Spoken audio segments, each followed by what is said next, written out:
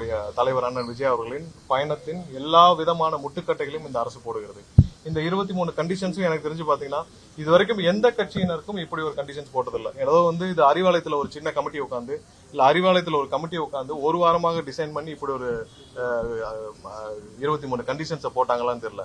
வேற எந்த கட்சிக்கும் இது மாதிரியான கண்டிஷன்ஸ் போடல.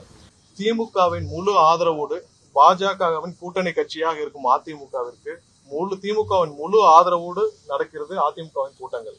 அதே நேரத்துல எங்களுக்கு முடிந்த அளவு எல்லா வகையிலான முட்டுக்கட்டையும் போடுகிறார்கள். இந்த அதிமுக கொடுக்கப்பட்ட கடிதத்துல ஒன்னே ஒண்ணு மட்டும் அவங்க குறிப்பிடல. என்னன்னா உங்களுடைய பணி சிறக்க வாழ்த்துக்கள், உங்களுடைய பயணம் சிறக்க வாழ்த்துக்கள் தான் போடல. மற்றபடி அனைத்தும் அவர்களுக்கு